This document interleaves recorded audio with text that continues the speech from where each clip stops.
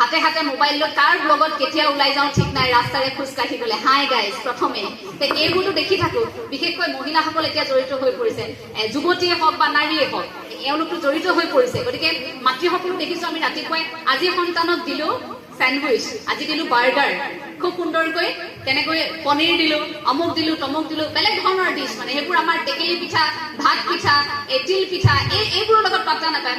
এই কথাবোৰ নহয়, তেওঁলোকৰ এটা বেলেগ ধৰণৰ লাইফষ্টাইল। তেওঁলোকে দেখুৱাব বিচাৰে যে আজি সন্তানক স্যান্ডউইচ দিলো, আপোনালোকেও দিব পাৰে, এনেকৈ দিবচোন বুলি কৈ এটা ব্লগ বনাই এটা আপলোড কৰি দিয়ে।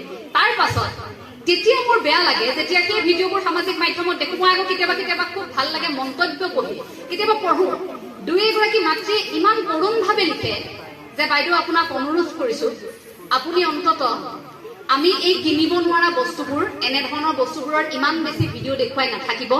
আমাৰ সন্তানে ৰাতিপুৱা যেতিয়া ৰুটিৰ লগত চেনি যেতিয়া দি পঠিয়াও, যেতিয়া এপেকেট মেগীকে দুয়োটা সন্তানক ভাগ কৰি টিফিনত দি পঠিয়াও, যেতিয়া সান্দহগুৰি লাডু এটাকে বনাই দি পঠিয়াও, তেতিয়া আমাৰ সন্তানে আমনি কৰে যে মা স্যান্ডউইচ কিয় নিদিলা।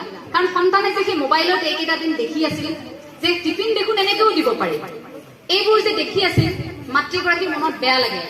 আপুনি যদি আপোনাৰ সন্তানক সেই মানুহগৰাকীৰ দৰে যদি সেই তেনেকুৱা ধৰণৰ কিবা এটা দি পঠিয়াব পৰা নাই, আপোনাৰ মনটোত বেয়া লাগিব যে মই দি পঠিয়াব নাই পৰা, মোৰ সন্তানে বিচাৰিছিল। পিছদিনা আপোনাৰ সন্তানে আহি আপোনাৰ সন্ধিয়া আমনি কৰিব, সন্তানে পিজ্জা খাব বিচাৰিব, আপুনি এতিয়া ডমিন'জলৈ লৈ যাব লাগিব, আপুনি KFC লৈ যাব লাগিব।